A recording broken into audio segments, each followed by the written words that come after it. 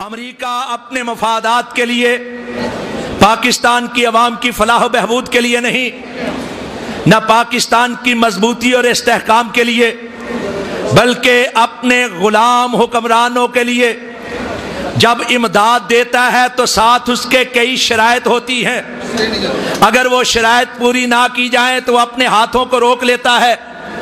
ایسے میں ایک سعودی عرب ہے جو مخلص طور پر بے لوث انداز میں پاکستان کی ہمیشہ مدد کرتا ہے۔ جب بھی کوئی مشکلان پڑے سب سے پہلے سعودی عرب کے حکمران اپنے خزانوں کے منہ کھول دیتے ہیں، اپنا سرمایہ پاکستان پر لٹاتے چلے جاتے ہیں۔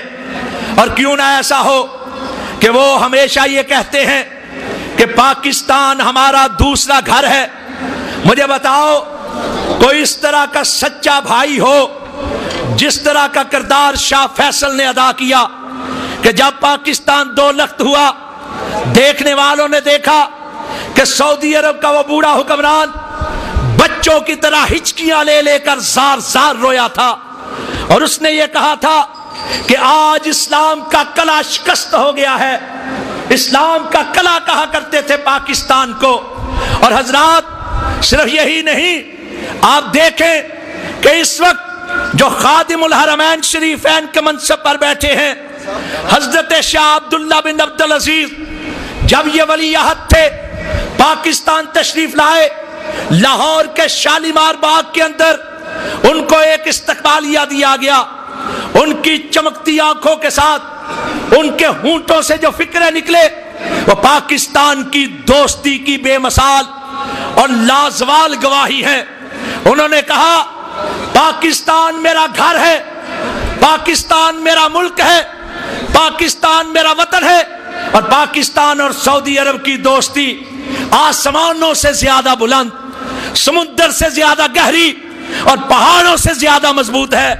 لوگوں تم نے دیکھا کہ جب 2008 کے اندر پاکستان میں زلزلہ آیا، وہ تباہ کن زلزلہ جس نے آزاد کشمیر اور صوبہ سرحد جسے آج کل خیبر پختونخوا کہا جاتا ہے، وہاں بستیوں کی بستیاں تباہ کر دی، سب سے پہلے سعودی عرب بے لوث امداد کے ساتھ آیا۔ اور نہ صرف بے لوث امداد کے ساتھ بلکہ سعودی عرب کے ٹی وی نے، وہاں کے ٹیلی ویژن نے باقاعدہ اہتمام کیا پاکستان کی امداد کے لیے، اور سب سے زیادہ فنڈ پاکستان کے اتنے کسی ملک نے نہیں دیا جتنا سعودی عرب کے ایک شہزادہ ولید بن طلال نے دیا۔ اور یہی نہیں، پہلے شاہ عبداللہ سے پہلے جو فہد بن عبدالعزیز تھے، ان کی بیوہ نے اپنا سارا زیور پاکستان کی امداد کے اندر ڈال دیا تھا۔ ایک ایک فرد نے حکومتوں سے زیادہ فنڈ دیا۔ اور یہی تک نہیں، آپ کی فوج کا بجٹ زیادہ تر حصہ سعودی عرب کی امداد سے چلتا ہے۔ آپ کو شاید نہیں پتا کہ دنیا کی سب سے مہنگی جنگ سیاچن گلیشیئر پر لڑی جاتی ہے، اس کا خرچہ سعودی عرب دیتا ہے۔ آپ جانتے ہوں گے کہ F-16 جب امریکہ سے لیے گئے مہنگے ترین جہاز تھے، جدید ترین جہاز، ان کی قیمت سعودی عرب نے ادا کی۔ اور یہی نہیں، جب انڈیا نے 1998 کے اندر 5 بموں کے دھماکے کیے اور پاکستان کی طرف سے 28 مئی کو چھکا لگا کر 6 دھماکے کیے گئے، پوری دنیا نے امریکہ کی آواز میں آواز ملا کر پاکستان پر پابندیاں لگانے کی بات کی، پاکستان کا معاشی استحصال کرنے کی کوشش کی، معاشی پابندیاں لگائیں۔ ایک سعودی عرب تھا جس نے میاں نواز شریف کو کہا کہ گھبرانے کی ضرورت نہیں، پاکستان کا سارا بجٹ سعودی عرب پورا کرے گا۔ اور یہی نہیں، آپ دیکھیے 30 لاکھ کی تعداد میں افغان مہاجرین پاکستان آئے، اور پاکستان تو یہ تک نہیں کر سکا کہ بنگلہ دیش میں پھنسے ہوئے اپنے پاکستانیوں کو یہاں لے آئے۔ 30 لاکھ کی تعداد میں افغان مہاجرین پاکستان آئے، ان افغان مہاجرین کا خرچہ کس نے برداشت کیا؟ وہ ہمارے ملک کا دوست سعودی عرب تھا۔ جب بھی کوئی آفت آئی، آسمانی یا زمینی، سب سے پہلے بے لوث انداز میں مخلص طور پر اگر کسی نے مدد کی ہے تو سعودی عرب نے پاکستان کی مدد کی ہے، اور سعودی عرب کی مدد کی وجہ سے پاکستان مستحکم ہوتا ہے۔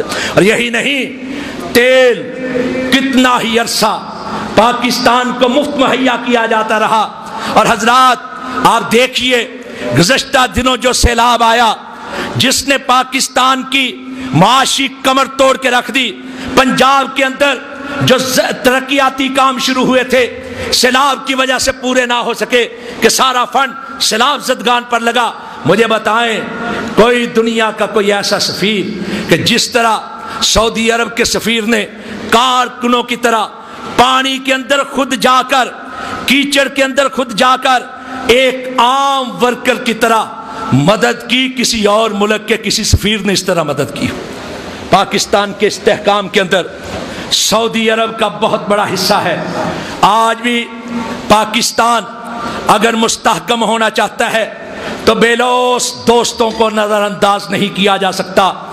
اس لیے وہ لوگ جو پاک سعودیہ دوستی پر حملہ کرتے ہیں، جو سعودی عرب کے بارے میں بد زبانی کرتے ہیں، گندی باتیں کرتے ہیں، انگشت نمائی کرتے ہیں، وہ در حقیقت پاکستان کے مخلص دوست کو پاکستان سے دور کرنا چاہتے ہیں۔ وہ پاکستان کے استحکام کے دشمن ہیں، وہ پاکستان کے استحکام کے دشمن ہیں، اور صرف پاکستان کے استحکام کے دشمن ہی نہیں، مسلمانوں کے مرکز ایمان پر حملہ آور ہوتے ہیں، مسلمانوں کے محور عقیدت و احترام پر حملہ آور ہوتے ہیں، وہ لوگ محبت وحی پر حملہ آور ہوتے ہیں، مصدر انوار حرمین شریفین پر حملہ آور ہوتے ہیں۔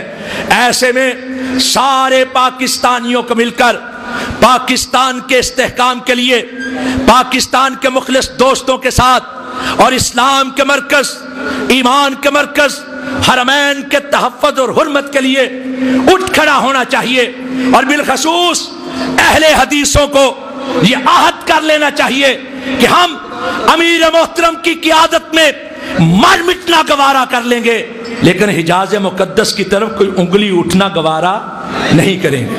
کتاب اللہ حدیث مصطفیٰ کی ترجمان، مرکزی جمعیت اہل حدیث پاکستان۔